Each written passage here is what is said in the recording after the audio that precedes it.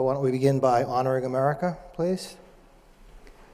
I pledge allegiance to the flag of the United States of America and to the republic for which it stands, one nation, under God, indivisible, with liberty and justice for all. Thank you.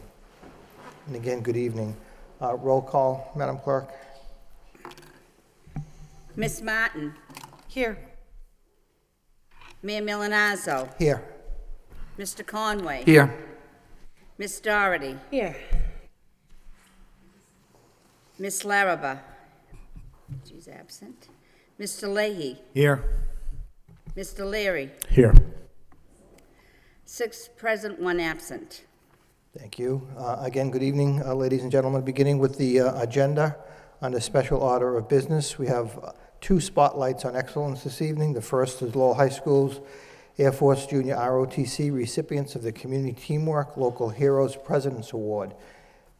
If I could hear from the superintendent and just give us some background on this. I actually had the good fortune to be there that evening and listened and saw the presentation that the young people put on. It was very moving, and I was quite proud of Lowell High School's ROTC program that night. So, Madam Superintendent. Thank you, Your Honor, and welcome to our ROTC who are here tonight. I know there are many who weren't able to make it, but we appreciate you coming out and receiving the school committee and the school department's honor of your good work. And our community teamwork honored you this past month with their Board of President Donald Washburn Award. And many of us had other engagements. I myself was very sick that night, so we did want to take an opportunity to bring you from the school committee so that we could express our appreciation for your good work. But I would like just to read the description with regards to the award that you received from Community Teamwork. So Community Teamwork, Inc. 2010 Local Heroes President's Award went to the student cadets of Lowell High School's Junior Air Force ROTC, who have embraced the organization's mission to educate and train high school cadets in citizenship by promoting community service and instilling responsibility, character, and self-discipline, while also providing instruction in air and space fundamentals. Community Teamwork honored the ROTC cadets for their thousands of hours of community service they perform annually throughout the city of Lowell, while meeting high standards of academic excellence.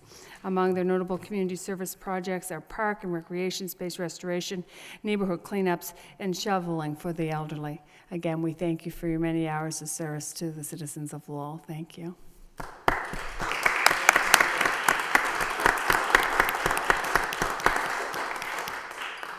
Thank you, and again, good evening, and thank you for being here. Thank you. Good evening. So the first thing I just wanted to say was that community service is a big aspect to us, to the many things in ROTC that we do.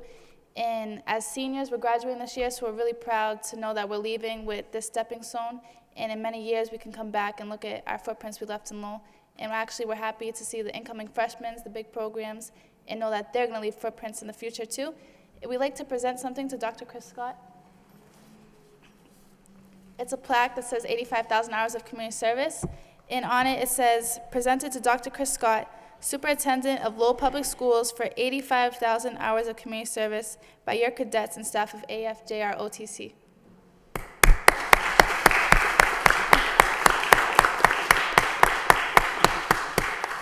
And that shirt is actually on all the school committees' desks, the same shirt that's on there. That's 85,000 hours of community service, and hats too.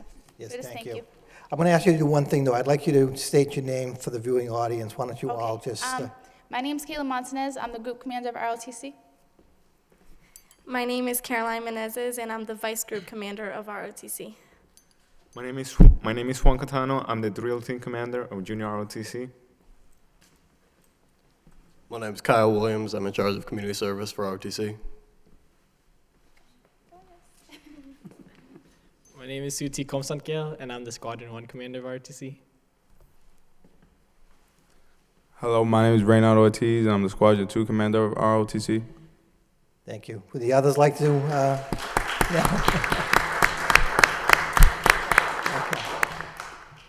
Introduce yourself. Please, we're very proud of the work you do in our community. My name is Cosmac Muidin, and I'm in charge of websiting of ROTC. Hi, I'm Geraldo Franco, and I'm in charge of logistics in ROTC. Hi, my name is Keisha Mora, and I'm Public Affairs for ROTC. Cadet Captain Knopp, in charge of Public Affairs for ROTC. Again, thank you all very much. 85,000 hours of community service. Thank you.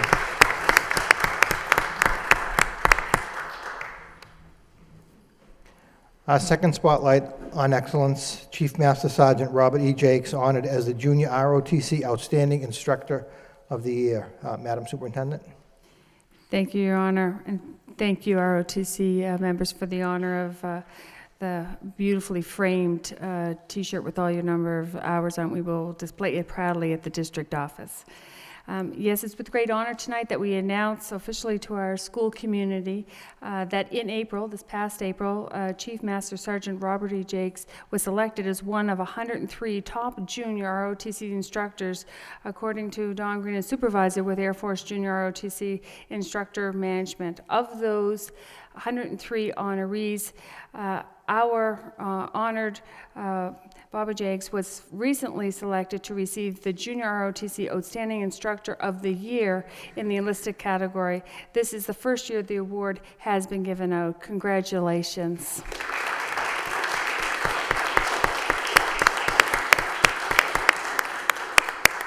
Thank you, Mr. Mayor. Madam Superintendent, thank you, and the school committee. I'd just like to say a few words, if I may.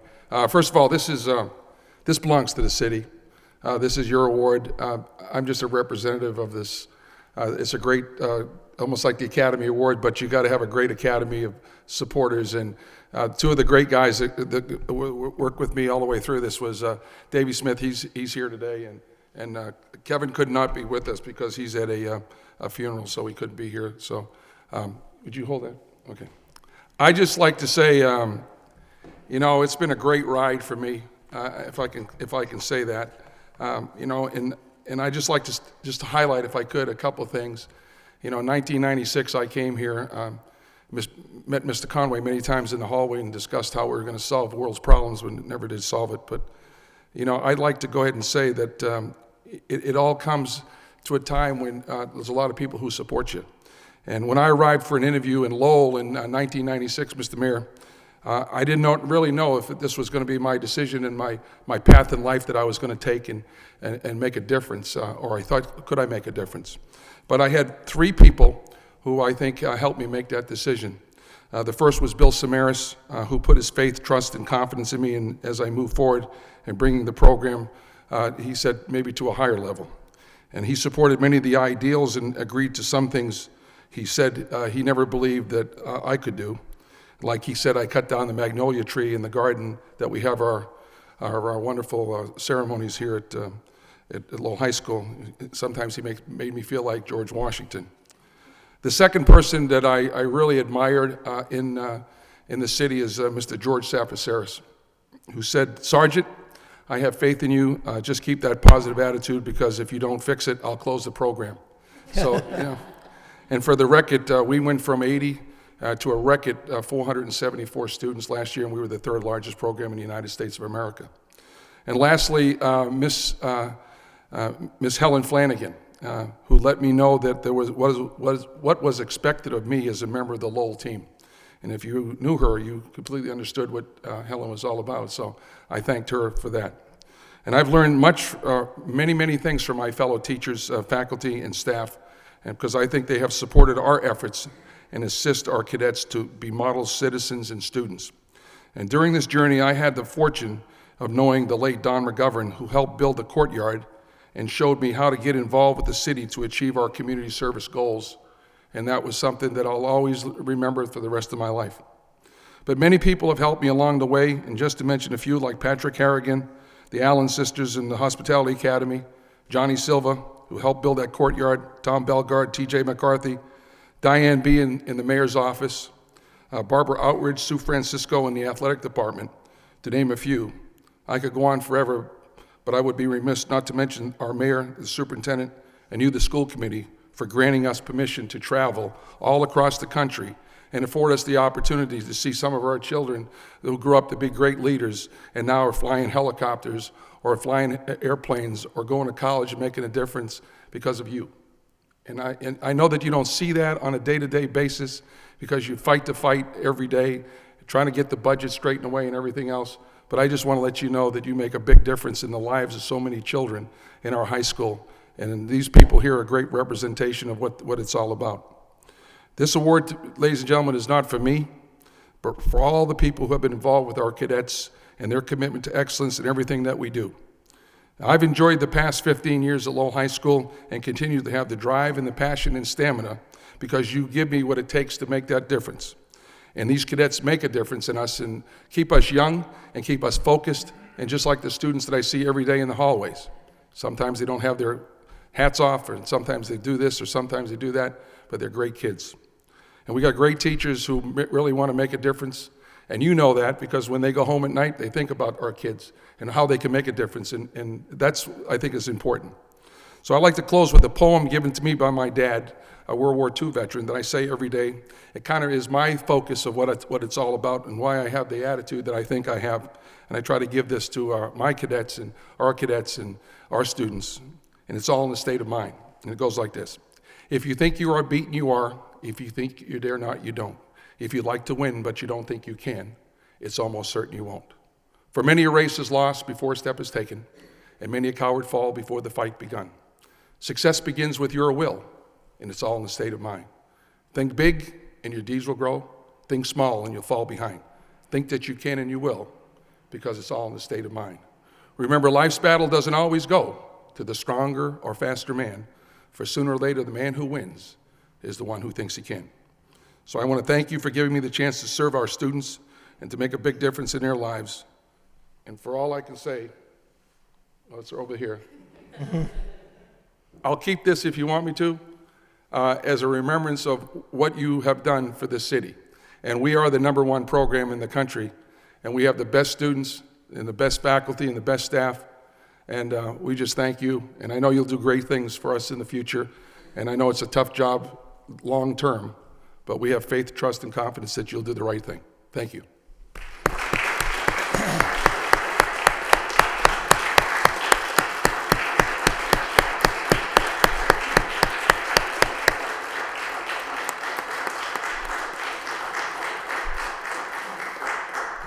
Thank you very much, Chief Master Sergeant Jakes. I would like to just, if I could, if my colleagues would indulge me for a minute, there's a letter in our packets from Colonel Deborah Bean from the United States Air Force, and she's extending her congratulations to Chief Master Sergeant Jakes. But in the letter, she states that your individual contributions and impact on cadets, your school, unit, and community ranked you the #1 NCO instructor from a pool of over 1,900 Air Force Junior ROTC instructors located worldwide. So, again, congratulations, Chief Master Sergeant Jakes. Thank you.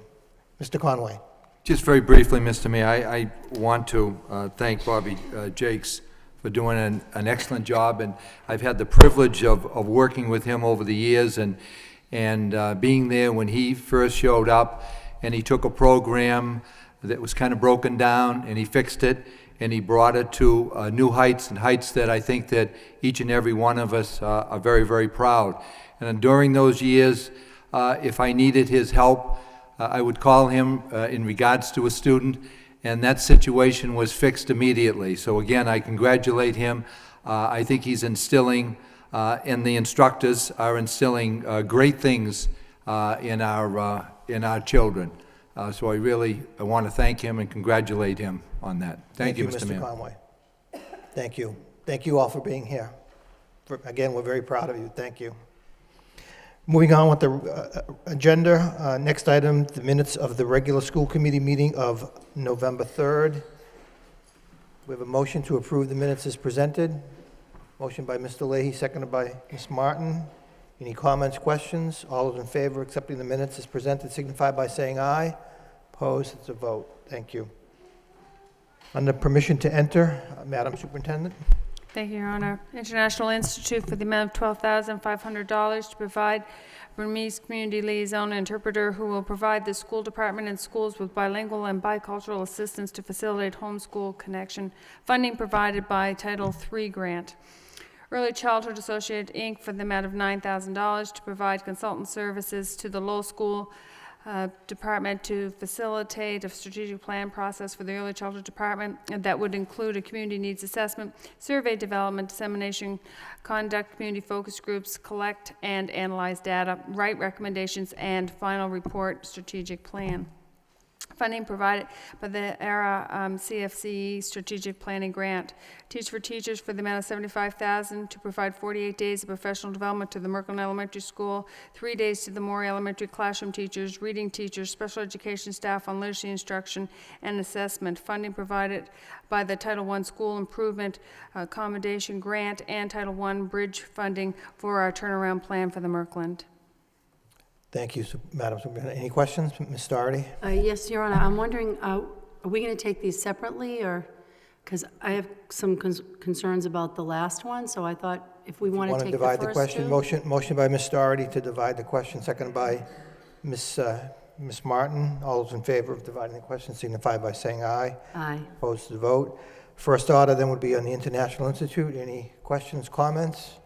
Motion to approve by Ms. Doherty, seconded by Mr. Leary. Roll call.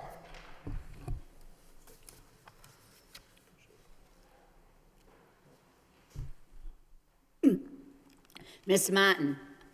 Yes. Mayor Milanazzo? Yes. Mr. Conway? Yes. Ms. Doherty? Yes. Ms. Larraba? Mr. Leahy? Yes. Mr. Leary? Yes.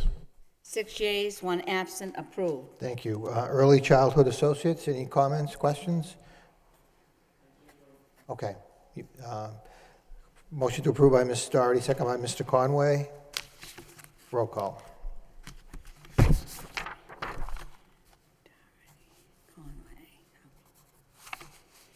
Ms. Martin? Present. Mayor Milanazzo? Yes. Mr. Conway? Yes. Ms. Doherty? Yes. Ms. Larraba? Mr. Leahy? Yes. Mr. Leary? Yes. 5 yeas, 1 present, 1 absent, passes. Thank you. Chair recognizes Ms. Doherty. Teachers for Teachers Incorporated. Yes, thank you, Your Honor. I have a couple of questions first, through you to the superintendent. This is it's the 2 women consultants who've been working with, I believe, the Merkland and the Morey in the past. That's correct. Are they currently in our school system this year? They are. They are. So do you know how many days they have already participated in in our schools? Yes. As consultants? Not off the top of my head, but I can get that information for you. Okay. And if I could just express my concerns with this. I know that there's been a lot of staff support around these 2 particular consultants, and I happened to visit the Morey School, I believe it was last spring, and sat in on a lesson, and I could see the teachers are really engaging the students, and at that particular day that I was there, it was around talking about the reading, that many of our students don't do enough of that kind of verbal expression and articulation of what they're learning. However, I felt that at the time I felt that way, I still feel that way. $1,400 a day is very expensive. $75,000, we could hire a full-time person with full benefits. And even in terms of what I saw in the classroom, what I heard in the class, I felt that it was stuff that by now our coaches should be on board with that, to be able to, that kind of building of capacity.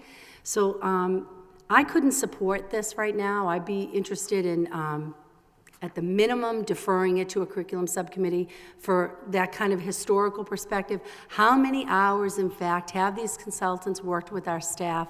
How much money, in fact, have we already contributed? I recognize that the funding is from the turnaround plan. It's not coming out of our local funds, but we are so tight on every dime. I don't have to remind my colleagues. We are a district without librarians. We are a district that has, really minimized our paraprofessionals, our tutors in the classroom.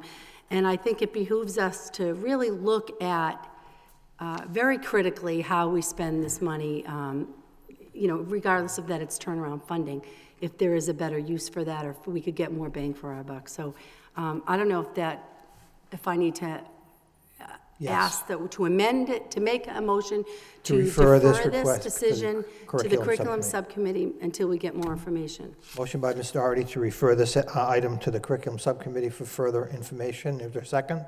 Second by Mr. Leahy. Any discussion? Mr. Leahy? Thank you. Part of the discussion that we have, and I know I've asked this before, but could we, when people hear us discussing this at an open meeting, their first question is going to be the question that we all ask. Why can't we do this at every school? So we can make that part of the discussion. I know it's a grant. I don't know the specifics or who's entitled or how it gets spread out. But I mean, obviously, we would like to do this at every school if we could. And how can we make that happen? Thank you. Thank you. Mr. Leary? Then And thank you, Mayor. I was with Ms. Doherty when we went through that tour in Lamourie School, and we talked to the principal and the teacher in that classroom. And we discussed our problem regarding the budget. And I think the principal and the teacher said that this was more important than actually a staff member. Now, I'm going to agree with the amendment because I think discussion is important, and Mr. Leahy's point is what we discussed last year. We need to replicate these services, or these types of services, in other schools as well. I think the value that we noticed, and I think my colleague may not agree with, the value of the instruction was pretty important. The key here is we're tight with funds, and we need to use these skill sets in other schools, not just 2 schools. Granted, the Merklin is our level 4 school and is the most challenging as far as the state's concerned, but we have a lot of schools that might be slipping into that category, especially with our resources, being choked, which we'll talk about later on today. We need to know how to replicate that so our own staff can duplicate it. It was an impressive dialogue we had with the school principal and with the teacher in that classroom. Again, I'll support the amendment because I think it's something that we need to move faster on, getting these services to other buildings within our school department. Thank you. Thank you. Ms. Martin? Thank you very much, Mr. Mayor. Much like my colleagues, when we discussed this last year, I had received a much appreciated invitation to the Maury and the Merklin. My tour had been at the Maury and met with, some of the most sincere, genuine, committed educators in our district who sat in a room and absolutely extolled the virtues of this team of consultants who they've been working with. I looked at the data, and I was, to the absolute best of my ability, as thoughtful and conscientious as I was looking at it and making my drawing my own opinion on it. I don't for a moment doubt the value of what's been achieved in these 2 schools specifically through their work with this consulting team. I certainly don't doubt the sincerity of these educators who I have great respect for telling me what they've been able to accomplish. I said it to them, I said it to their faces, as I would say it tonight, that despite all that, the budget reality that I think this committee faced last year and that we all recognize we will be facing even more so next year, absolutely demands that we look at every single dollar, whether it's in a grant, whether it's local funding, whether it's state funding. It simply doesn't matter. The onus is on us to ensure that every single dollar we spend, we're getting the biggest impact from. It's the biggest challenge in front of all of us, I think. And I think that, again, for a $75,000 investment, 400 some odd, I'm sorry, whatever the number, 48 days, simply can't be justified in this current environment. It's not I don't doubt that other districts can probably afford to pay that. We are not a district that can afford that right now. The idea of being able to bring in for that money, a full-time person, there are some exceptional educators in the Commonwealth now who are looking for work. And to speak to my colleagues' concerns, we're not getting additional services for other schools by spending more money. You look at the $75,000, if we have a full-time person, you've now, you've increased by 200% the number of days on task that could be shared with other schools, recognizing there are grant, requirements and all that. But the reality is that a $75,000 investment in our schools has to have a broader, deeper, and more impactful role. So, we can certainly send this to curriculum subcommittee, more than happy to discuss it. I've been personally, I've been as open and as honest as I can be with the people involved in this directly about my appreciation for what's happened, but what's driving my decision-making. And I think it'd be inappropriate for me to be any other way. And I'd be clear in the same way with my colleagues here that I simply cannot justify that type of investment for such a limited impact in our district. Thanks. Thank you, Ms. Martin. Mr. Conway. Thank you, Mr. Mayor. Just very briefly, through you to the superintendent, they were there last year because I know I went to visit the school and listened to the consultants, and I thought they did an excellent job. And also, I talked to a number of the teachers, and they were they certainly praised their efforts and their knowledge, and it certainly was something that they took to the classrooms, and it was extremely helpful to them. Was last year the first year that they were on board? It was the second year. Now, where is that money? Where did the money come from last year to pay for that? We've taken, it's been always grant money, and the state has school improvement money set aside. And 2 years ago, we took our school improvement money and we targeted our two lowest performing elementary schools, the Morey and the Merkland schools. We put together a plan. This year, the Morey School, as you're aware, has met AYP and has been mentioned by the state as a accommodation school. And the Merkland School at the 3rd grade cut its at-risk population of readers who were in the warning category in half. The Morey did it by 2/3. Can I just expand on the further Yes, question? Please do.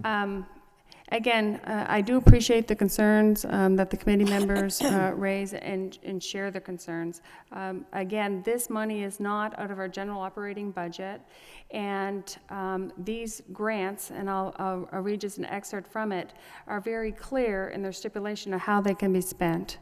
And so we did take school improvement monies to do this work. This year, as I've reported on the permission to enter the grant sources. One is the turnaround plan for the redesign, and there's an expectation that there will be a large professional development component to the planning process. And the work that has been started there, we're thinking will continue. We're hoping that with the funds from the state that are meant to turn around the school. In addition to that, the state this year treated its school improvement money differently. And what they did was they looked at best practices throughout the state, and they labeled, I believe it was 187 schools. We have 4 in Lowell. And they took that school improvement money this year, and they said, you need to look to the best practices in those schools. The Lincoln School, the Morey School, both have this balanced literacy program. And you need to take those practices to expand it in your district, and so the money's to be used for that. Specifically, that grant for, again, they call it the dissemination of effective practices from Title I accommodation schools. And the eligible districts were only Boston, Lawrence, Lowell, New Bedford, and Worcester. And funds must be used for accommodation schools to spread best practices in those schools throughout the district. Grant funds may be used for stipends, for retirement benefits, consultants, travel, mileage, substitutes, materials, technology, and supplies. Funds may not be used for salaries, fringe benefits, and indirect costs. So these grants target tell us basically what we can use these monies for. So we do know that, one, our Merkland School under level 4, and that the teachers and our school community have come together to come up with a plan of action. And part of that is professional development. These consultants are a part of. That's one issue. The second issue is the ongoing work at the Maury. We cut back a lot of the time at the Maury this year. They did need AYP. So we reduced, and we invited the Maury staff and other teachers actually to go to the Merkland School. So for the same amount of dollars, we have approximately 15 additional teachers went there recently at a workshop, so that for the same amount of money, we're just bringing teachers in, but they're benefiting from the redesign money. So the redesign money to address the level 4 status, we have the money for the Merkland, but we don't have it, to Mr. Leahy's point, for other schools. So, okay, best practices going on here, bring in teachers to see and to have the same experience of the professional development that they have at the Merkland. So I welcome the opportunity to go through the grant regulations in a subcommittee meeting.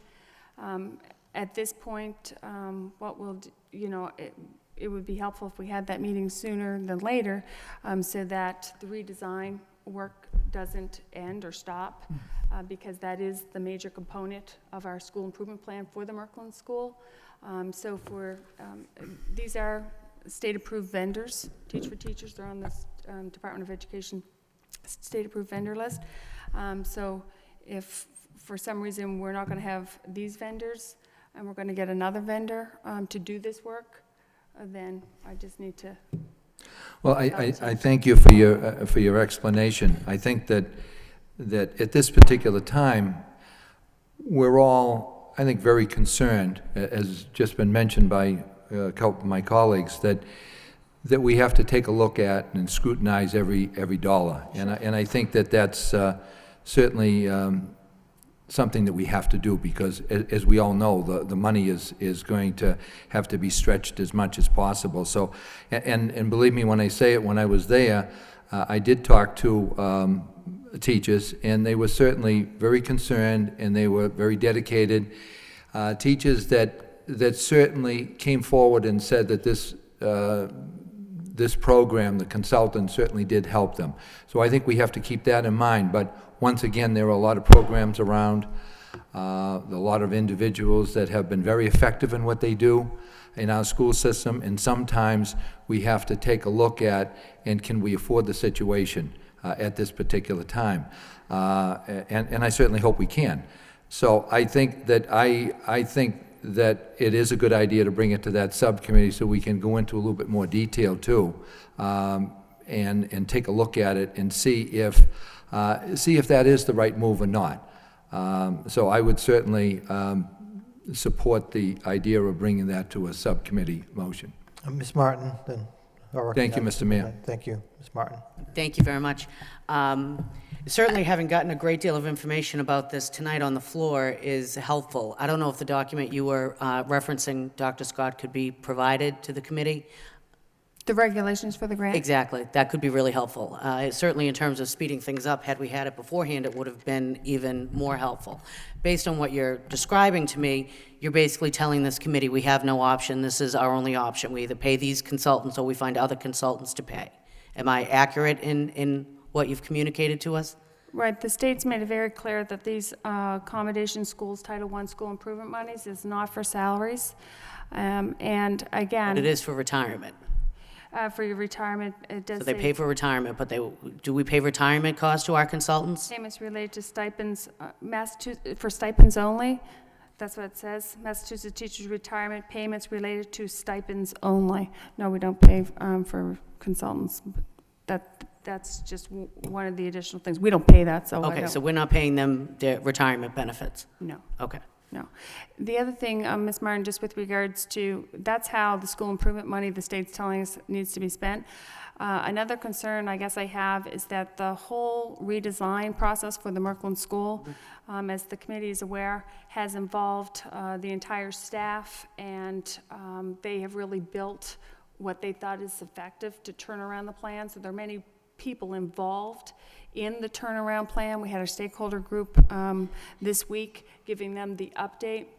And so, you know, again, if the committee has some other view of who we should have as consultants in there to do this work, then I just need to be able to tell that team who's put together this redesign that that's not going to be the case. And I think that the corner we're backed into makes it clear that that's probably not what we're going to do. I do think, what's the total amount that's allocated for the turnaround schools? What's that budget number? Right now, for the bridge money, it's $135,000. Okay, so $135,000, $75,000 of which will be going to this consulting company. Right, for professional development and literacy. What I think is going to be particularly helpful for us at this curriculum subcommittee would be to have the actual budget Yep. for this grant. I think we also now, at least to myself, it's become pretty clear that we need to review all of our grants, because I think that during our grant cycle, I know I had made the request that we do that. It hadn't happened. It was a very challenging budget season, and I understand that. But for, you know, these consultants are obviously already in our schools. I don't think they're here for free, so they're already being paid for this year. The $75,000 is coming to us now, you know, in November, for us to vote on something that's really a fait accompli as far as what you're describing to me. I think that that's a failing on this committee's part. I, for one, am concerned and troubled by that and take responsibility for it.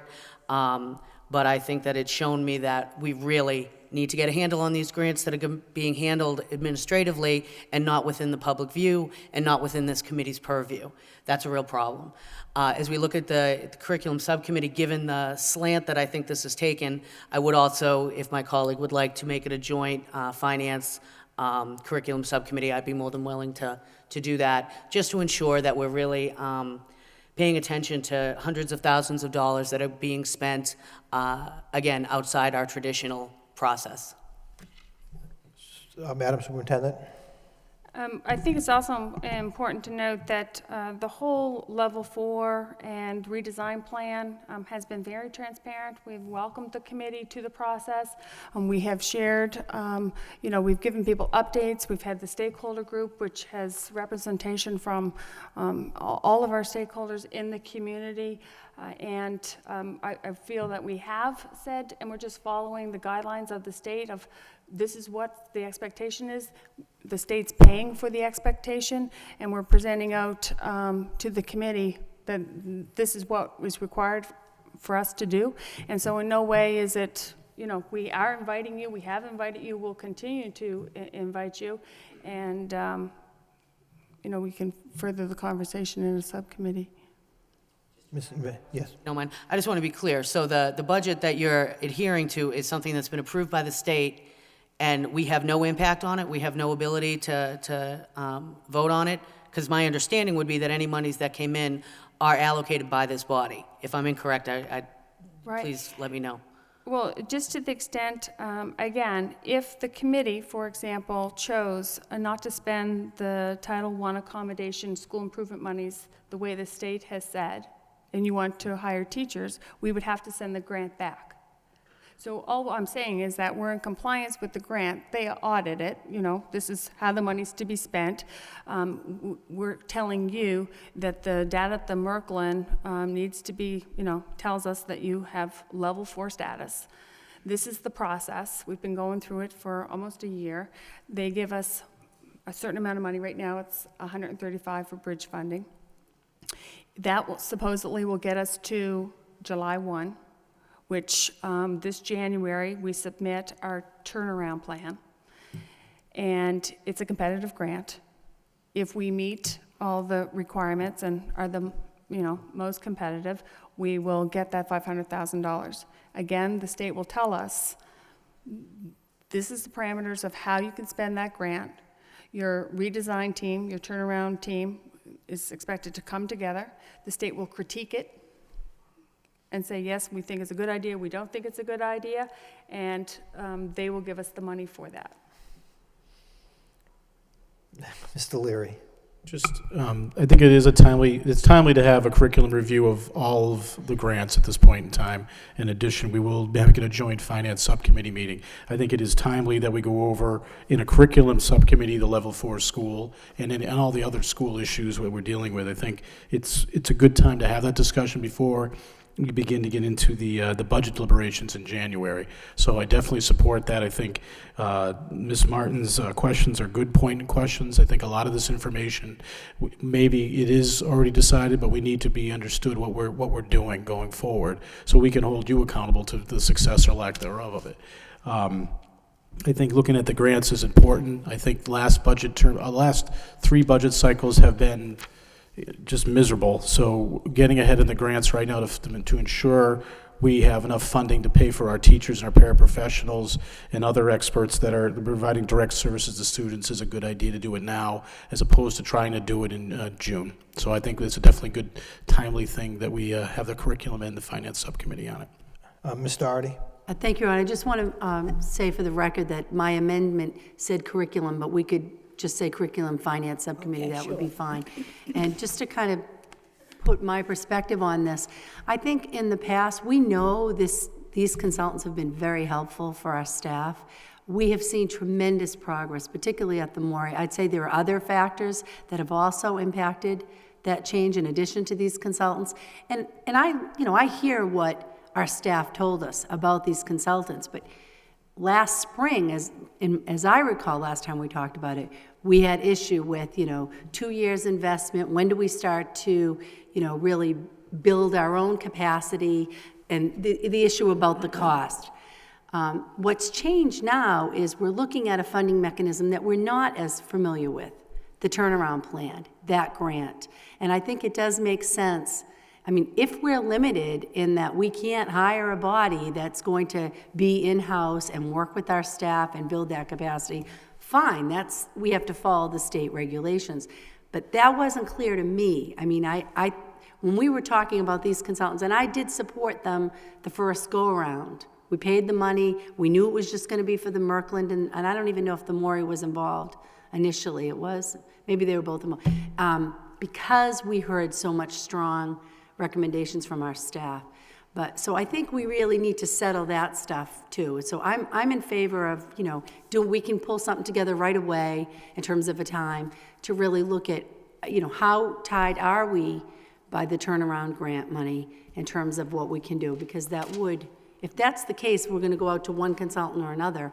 I mean, I think these consultants have proven themselves to us. It's just at a very high cost. Thank you. Madam Superintendent? And I think the state has even made the guidelines even tighter this year with regards to the school improvement monies. So it's, again, there's 2 grant funding sources. It's the redesign turnaround plan. That's one. And that applies to the Merkland School. And the other one is, as I mentioned to you, the Title I Accommodation Schools grant, which was what used to be the school improvement money.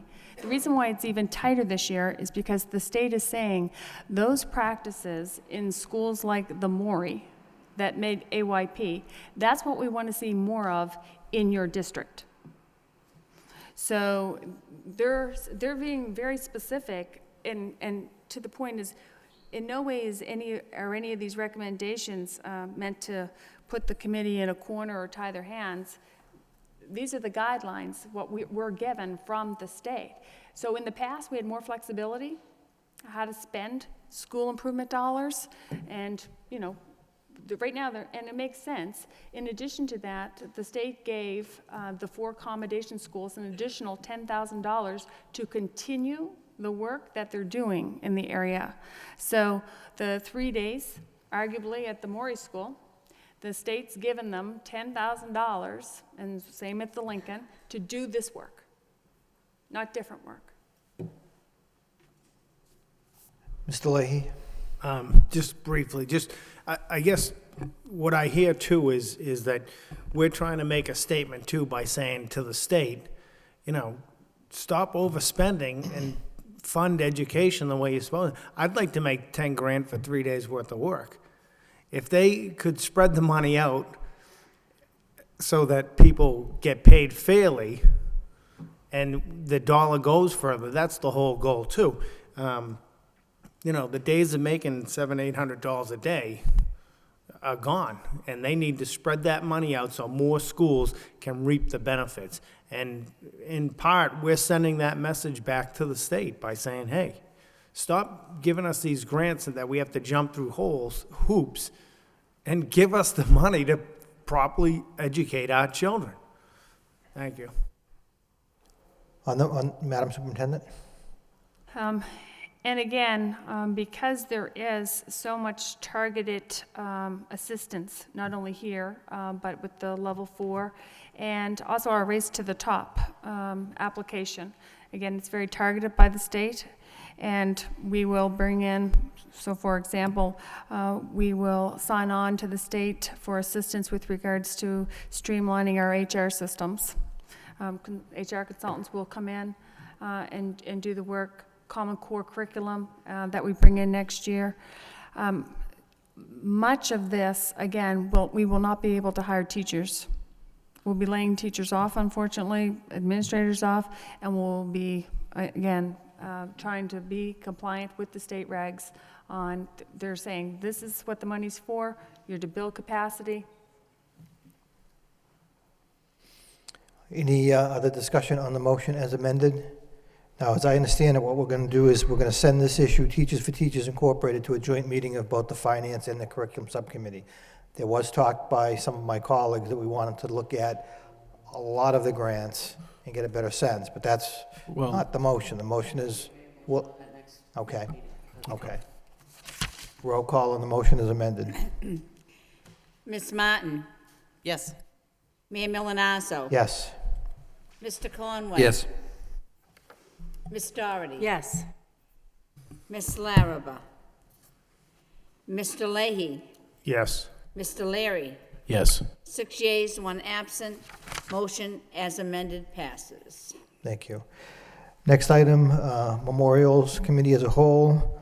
First one is Thomas J. McGuire Jr., Lowell Public Schools retired art director, and James Foley, stepfather of Stephen Gross, Robertson School principal. Could we all rise in a moment of silence and darken chambers, please? Thank you.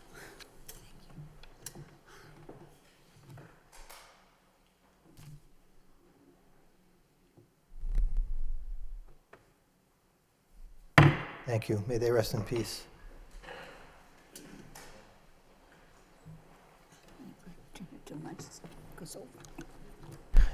Next item under unfinished business, the chair recognizes Mr. Leahy, who would like to talk about a motion that we did receive a report on in our packet.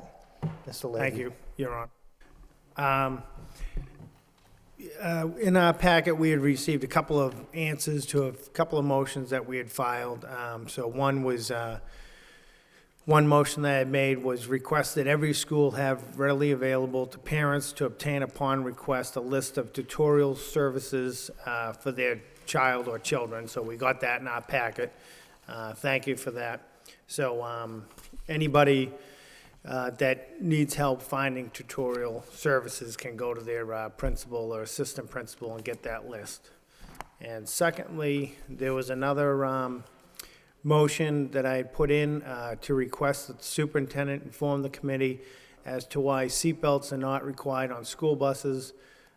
For example, what is the state law requirement, and should we have a discussion about the Lowell school buses? So we got an answer in our packet. This motion was actually brought to me from a Mr. Gillis, and he was wondering why the bigger buses, the 71 passengers, don't have seatbelts on them. So the answer, well, the report that we got discusses that, one, it is a cost issue.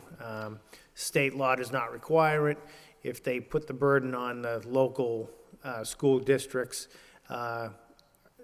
for example, Lowell, it probably would cost us about $900,000 to retrofit all our big buses with seatbelts. The report goes on to say that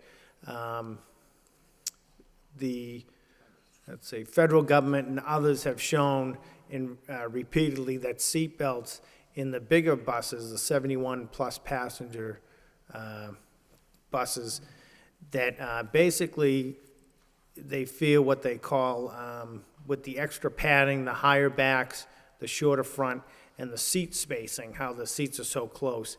They feel that this is much safer, and they call it, I can't read it so small, compartmentalization, where it's like being an egg in an egg crate, I guess, that you're really compressed in there, and they feel that the studies that they've done, school bus transportation is the safest form of ground transportation in the country. So I guess school buses have the least amount of accidents. But that was basically the gist of the answer for the motion, that there is a good track record with school buses. They feel that they're safe right now, and the federal and state requirements do not require us to have seatbelts on the buses. The shorter buses are a different story because the children are way less, and they're shorter, the height difference. So on the small buses, they do put lap restraints, but right as of now, they do not put them on the bigger buses, and that's the report that we got, and I hope that it answers some of the questions that people have called us on. Thank you. Thank you. Thank you, Mr. Leahy. Ms. Doherty? Thank you, Your Honor. And I have a question on the tutorial services one through you to the superintendent or assistant superintendent Murphy. I don't know if this is possible to do, but when I looked at this list, I know some of these companies are very expensive for tutoring. I also have heard, anecdotally hearsay that, there are people in our community, many of our teachers even, who in the summer or, maybe an afternoon a week or something would be willing to do tutoring. Is there a way that we could have a list of our own staff who are willing to work on their, I don't know if that would conflict with any, it would. It would conflict with union. I'm not saying during the school day, but if you had a teacher and you knew she worked in our school system and she was willing to, do Saturday tutoring, I think it would be far more affordable to our families than going out to one of these businesses where I think it's like upwards of $75 an hour or more for tutoring. So that's just my question. If there would be a way for us to generate a list of staff who are interested in doing that, I just wanted to throw that out there. Thank you. Assistant Superintendent Murphy? If I could respond to that. I did speak with legal counsel regarding that, and they have great concerns about the potential for conflict of interest with teachers who might be tutoring students who then are in someone's class that may get a preferred grade, or the perception that there could be a conflict, and the potential for our own staff to maybe find themselves in a situation where they may need to go to, say, a BSEA hearing and testify against the school system. And so there were lots of concerns about that conflict. For many years now, we have had social workers and psychologists in the district who work for private agencies and do private counseling. And the guidelines for them have always been that they could not do private counseling with Lowell public school students, that they could work with students from other communities, but not Lowell public school students. So on the advice of legal counsel, I then looked to the private agencies. Thank you. Madam Superintendent? That was the point. Okay, thank you. Anything else on unfinished business? Motion to accept this report of progress, the information contained in our packets. Motion by Mr. Leary, second by Mr. Conway. All those in favor signify by saying aye. Opposed to vote. Under public participation is none. Moving right on to motions. We have one motion this evening by Ms. Doherty. Request the superintendent investigate the opportunity to take advantage of the Fit Kids Before School exercise program on a pilot basis with one elementary school and recommend to the committee whether there is interest and merit in participating in the program. There's a second by Ms. Martin. Ms. Doherty. Thank you, Your Honor. I think the motion pretty much speaks for itself. Believe me, it's not my intention to put a lot of work and effort into this, but I did, while I was at the MASC conference, find out about this group, Fit Kids. It's free. The most recent example was in Natick, the way they work. They focus on elementary schools because they want to get kids young, thinking about exercise, thinking about nutrition. So they pilot it in the Natick school district in one school. It's completely free. They do pre and post data collection because it isn't a national organization. That's where they go for grants nationally, and that's how they're able to fund the program. It would not be of any cost to Lowell. And some of the information they shared in terms of the data was so exciting. I mean, kids surveying teachers where they said, you know what, we saw a marked difference in the students' ability to, get going and start doing schoolwork, crack of dawn, as soon as they start the day, because they've already had 45 minutes of running around playing freeze tag, or, they get a lot, and they saw behavior improvements. A lot of children get very antsy sitting around all day, especially the younger grades, kindergarten, first grade, which, we have full day kindergarten, as you know. It just seemed like there were just a whole group of benefits. They have money to pay part-time helpers, parents, teachers to get involved. They also do, obviously there's a lot of, we'd have to make sure we're comfortable with how we do that. But my goal would be, first of all, to ask the superintendent and whoever she directs to do some initial research. And I have all the paperwork I was able to get a sense, does this sound like anything that we could really benefit from? Then find out, if there's an elementary school. I mean, obviously I would want a school that a principal or, that the staff want to do it.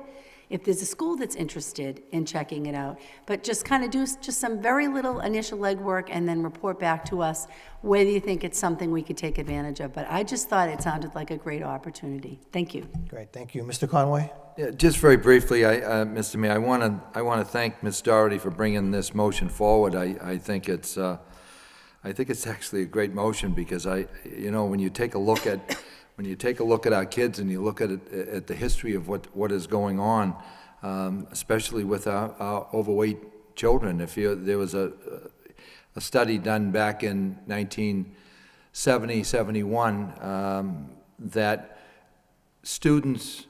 children between 6 years old and 11 years old, there was approximately 4% overweight, and yet in 2001 to 2004, they did a similar study with the same age group, and it was up to 17.5% were overweight. And today, that figure is closer to 20%. So obviously, we're not going in the right direction. And I think any idea that we come up with that might help out our kids, especially as Ms. Doherty mentioned something about the nutrition also, perhaps is included in that. I think it's kind of exciting. I think it's certainly something that we should be exploring, and hopefully it's something that we can incorporate in our schools, and one of our schools will take advantage of it as a pilot program. Thank you, Mr. Mayor. Thank you, Mr. Conway. Any other discussion on the motion? All those in favor of the motion signify by saying aye. Opposed, it's a vote. Thank you. On the subcommittee reports, the chair recognizes Mr. Leary. Thank you, Mayor. It was a committee meeting we had with the City Council Finance Subcommittee. All the members of the school committee were in attendance. It was an informational meeting and a meeting that we plan on having more of them going in the future next year. Next time we'll invite them on a Wednesday night before our meeting. They come over to our place, which is really their place as well. We discussed the dialogue regarding what we anticipate our current deficit to be, which is approximately between $9 and $9.5 million. We went over the numbers in terms of the ERA stimulus money, $6.5 million that we will be losing this year. We also discussed briefly the issues pertaining to the $3 million to $3.5 million regarding structural costs, being health insurance, which we currently are estimating increases between 5 and 10%, 5% equaling $800,000 in increase in medical insurance, 10% equaling approximately $1.8 million increase in medical insurance. And we went into dialogue regarding some of the structural costs that we currently have. I think the dialogue that we had was very positive. I think more information will be coming out, obviously, in January, and as we go into discussions, it'll become obviously more difficult in terms of when we start to make decisions. And we went over areas that we think we can work with together. I think some of the information that the committee, as well as the council, needs to understand is really the increase in special ed costs. I think the committee understands it, but I think we need to educate the council as well as the public that we have increases in special ed costs, while at the same time the state reimbursement rates have been reduced from 70% to approximately 38%.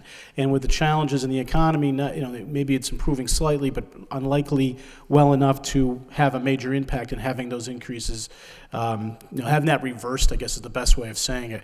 Some of the challenges, obviously, are the healthcare cost. I know that's something we're dealing with in collective bargaining. The council had an interesting meeting last night regarding that as well. We're going to have interesting meetings in regards to that topic. I think we're going to really, it's a cliche, we need to work together. I think the council is willing to do that, and I thank the school committee for taking the time last night to come out and work with our colleagues on the city side. The school administration, the city administration actually met today around 2 o'clock to briefly go over some more parameters in terms of how to begin to prepare for the budget. We're going to be inviting a guest speaker on December 8th from the Massachusetts Taxpayer Association, an individual who actually spoke at the school committee conference that Ms. Doherty and the superintendent attended last week. And I apologize, I forgot the individual's name, a very well-respected person that I can't remember their name. Mark, who's the name? I'm sorry.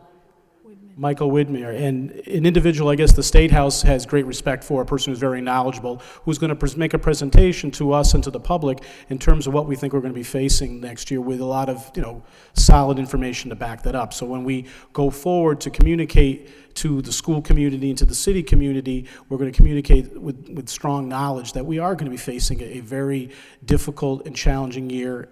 And we can explain to our school folks, our school employees, our parents, the taxpayers, why we're going to be going through the restructurings that we're going to be going through. I guess the committee, on behalf of the committee, we really thank our employees for the difficulties they faced the past few years.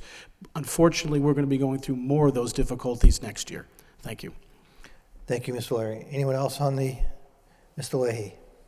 Thank you. I just want to add that last night was a good start. It's good to have these meetings between the city council and the school committee. I think we all know what we're up against, but again, we just want to make sure that everybody gets a good look at the challenges that are ahead. Because right now, I mean, today alone, I talked with 3 families, and they're very people who would never call you for anything, and now we're getting calls every week about my school here, my school there, and the schools are a big concern. So we have to acknowledge that this needs to be addressed, and we need to work together to get through these challenging times, because what we don't want, are people leaving the city and leaving our school system.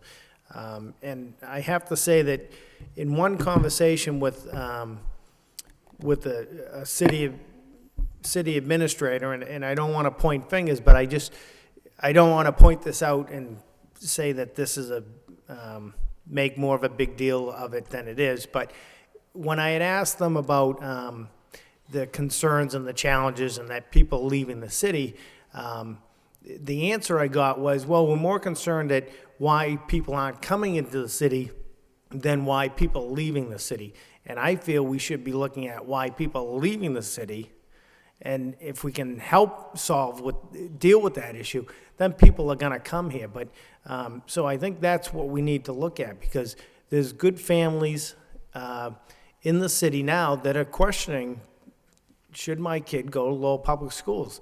And that's very concerning to all of us here in this room, and I know it's concerns with the city council too, but we need to really sit down and together face this challenge, because I know that as a city as a whole, we have a lot of concerns and a lot of challenges coming up, but the schools are just as big, if not a greater concern in the immediate future for some of these families, because it's their children. So I'm glad that we started the conversation last night, and I'm looking forward to the next couple of meetings, because this needs to be addressed, and we're going to make some challenging decisions in the next few months, but we need to work together and try to look at a different way of doing things to get us through these tough times. Thank you. Thank you, Mr. Leahy. Anyone else? If I could just quickly from the chair, I too was at that meeting, and to speak on behalf of my colleagues on the City Council and Chairman Rodney Elliott and the Finance Subcommittee, we too look forward to these meetings continuing. I think there was good dialogue last night. We really do have to work together to get us through the next few fiscal years the best we can. So, again, I certainly appreciate the school committee's Finance Subcommittee reaching out to the city, and the meetings going forward will continue. And as you know, last night we actually transferred $1 million from the manager's contingency into the school department budget, so that is something now that has been done. So again, I certainly applaud both the city side and the school department side, school committee side, for scheduling these meetings going forward. Accept the report of the Finance Subcommittee Chair as a report of progress by Ms. Doherty, seconded by Ms. Martin. All those in favor indicate by saying aye. Opposed to vote. Thank you. Report of the Superintendent. We have one item this evening, the Compass Program. Madam Superintendent. Thank you, Your Honor, and thank you to Ann Murphy, Assistant Superintendent of Student Support Services, for the update on the Compass Program. The program is an after-school enrichment program for freshman academy students funded through the 21st Century Community Learning Center's Innovation Grant. The mission of this 4-year grant is to offer students dynamic enrichment opportunities along with academic support to create engaged and active 21st century citizens. The program is divided into 3 sessions: an 8-week fall session, followed by a 10-week winter session, and a 10-week spring session. Each session will run Monday through Thursday from 2:30 to 5, consisting of a 15-minute transition period, followed by a 45-minute homework academic support period. Students are then given a choice of 4 to 5 different enrichment activities for a 19-minute period. There is space for 290 students to participate in this program. We are collaborating on the enrichment offerings with the Revolving Museum, Mass Audubon Society, the Lowell Recreation Department, Songus Industrial History Center, and New England Quilt Museum, as well as other community agencies. Enrichment offerings including cooking, robotics, engineering, photography, graphic design, breakdancing, and other high-interest activities. In addition, we will be offering a 4-week summer program, which will be a hybrid model utilizing the current 9th grade students who are participating in the program with selected at-risk incoming 9th grade students. We will have up to 100 students participating in the summer program. Moving forward, we will look at data to determine if the after-school program correlates with increased student achievement and growth as compared to non-participating peers. Nationally, this has been proven to be the case. I'd like to thank, special thanks to Special Programs Coordinator Carolyn Rochelle and Freshman Academy Director Janine Durkin for cultivating this particular program and for their assistance with this report. Assistant Superintendent Murphy, do you have anything to add? Ms. Martin. Thank you, Madam Superintendent. Ms. Martin, then Ms. Doherty. Could I, just a couple background questions. So this is a grant from the Department of Elementary and Secondary Education, the continuing 21st century? Yes, it is. Excellent. What's the total amount that we're getting for this? We're getting approximately $500,000. The distinctions made in the summer program that, and I'm just guessing, so 50 incoming high school students are deemed at risk. Is there any determining factors in terms of what students are participating from the freshman academy and the other 3 sessions? For the at-risk students, is there some way they get into the program? What we've done for the fall session, which already started. We've already started it, and we had students sign up on sort of a first come first served basis. We weren't sure how many students were actually going to be interested in the program, and we were oversubscribed. So we were really we were oversubscribed. So what we've done is the first group of students that we could take in, what we're looking at is to make sure that other students who did not get in the fall session get in the winter session or the spring session. And per the parameters of the grant, we need to make sure that there's a set number of students that will put in so many hours within the program, so there will be some overlap. So some kids may be in the fall and winter, and some may be in the winter and spring, or the fall and the spring, to meet the parameters of the grant. but we are looking at approximately 290 students for each session. Oh, for each session? For each session. Okay.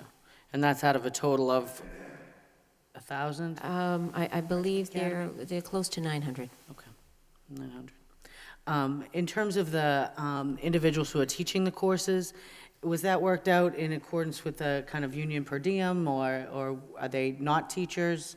Is it? There are teachers, there are community people, there are actually, one of the school resource officers is teaching a photography class, who was working in the freshman academy, which I think is just a really nice It's not like plus crime scene photography, or? It's, I think it's great for the students to actually be working with the police officer at the school. Yes, they get paid the stipend the stipend for the That's extra been hours. negotiated, so everybody is receiving that, even Everybody's people who receiving are that. not? Okay. That's correct. So the $500,000 budget, then, that could be something that could be included, again, it's after the fact, but if we could get that included when we have our meeting at the curriculum absolutely. and finance subcommittee, it would be great to see how that's breaking down in terms of the stipends versus the materials and all that. That would be great. Absolutely. Thank you very much. Okay, Mr. Leahy? Is it 500,000 for the 4 years then, just to be, okay. Thank you.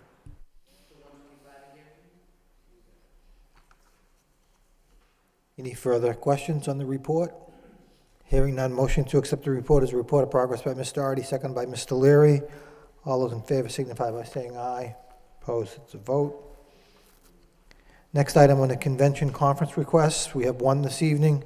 Sullivan School teachers Kathy Downey and Lynn McCarthy request permission to attend a workshop entitled What's New in Young Adolescent Literature on Friday, December 3rd, 2010 in Manchester, New Hampshire. The cost of $215 each for the workshop and the cost of $200 for 2 substitute teachers will be funded through school professional development funds. What's the wish of the committee? Move approval? This is on the convention conference request. Move approval by Mr. Leary, second by Ms. Martin. Any further discussion? Roll call.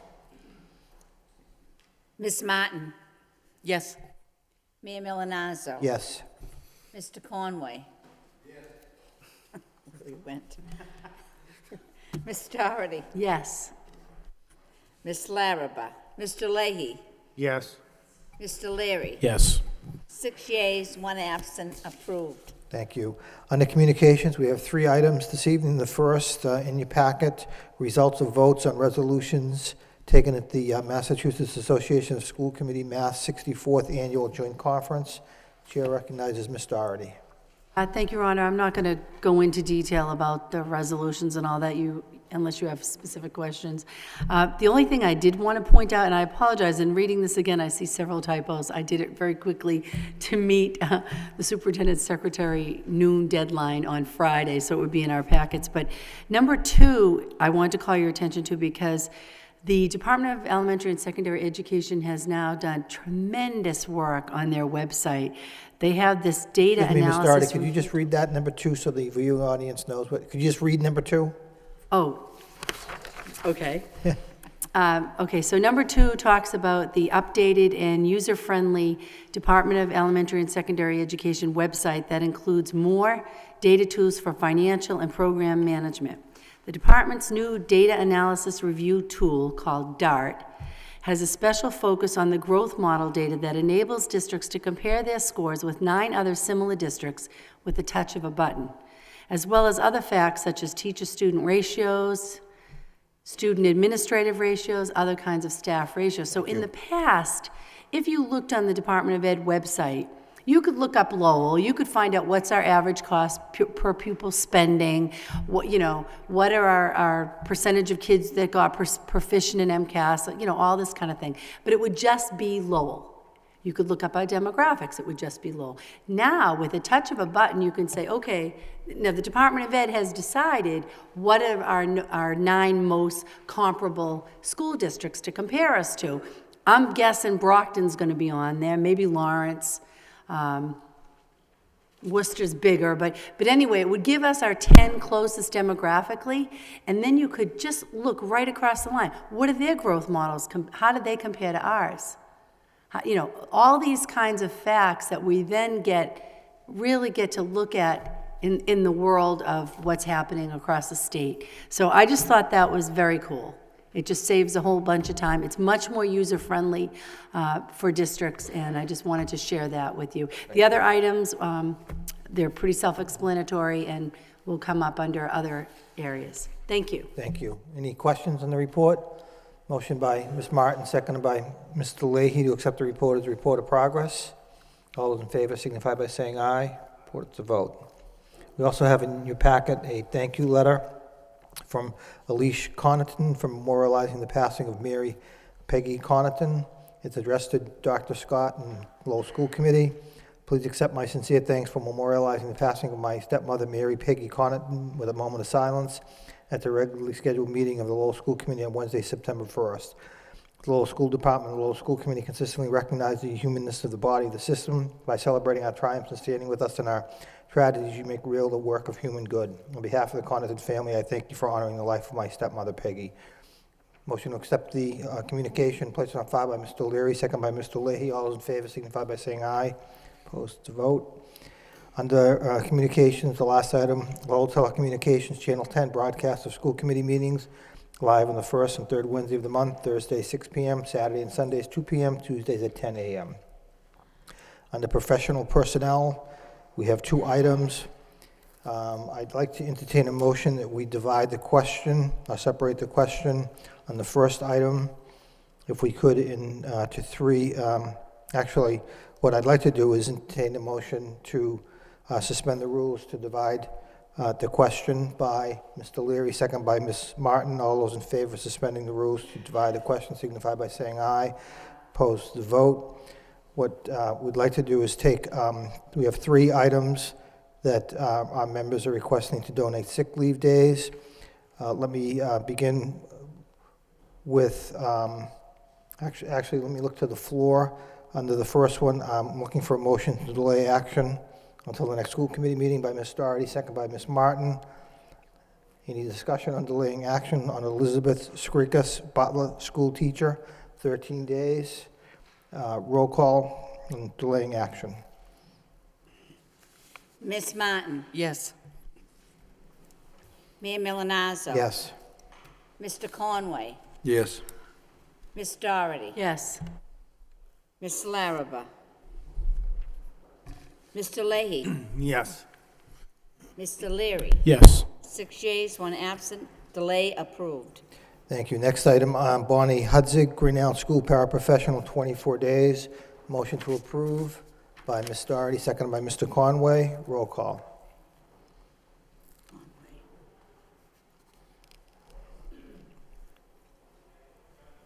Miss Martin? Yes. Mayor Milanazzo? Yes. Mr. Conway? Yes. Miss Doherty? Yes. Miss Larraba? Mr. Leahy? Yes. Yes. Mr. Leary? Yes. 6 yeas, 1 absent. Approved. And the last one, Paula Ward, Paraprofessional, Shaughnessy School, donate 22 days. Motion by Ms. Martin, second by Mr. Leary. Roll call.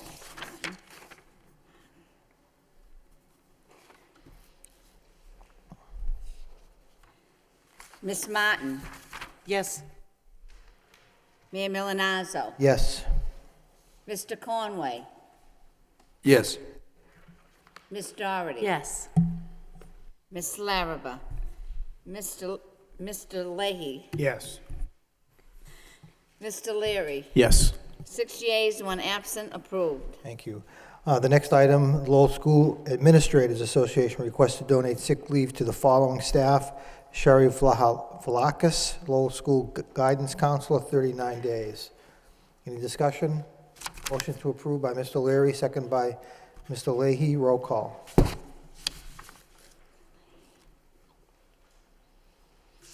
Miss Martin? Yes. Mayor Milanazzo? Yes. Mr. Conway? Yes.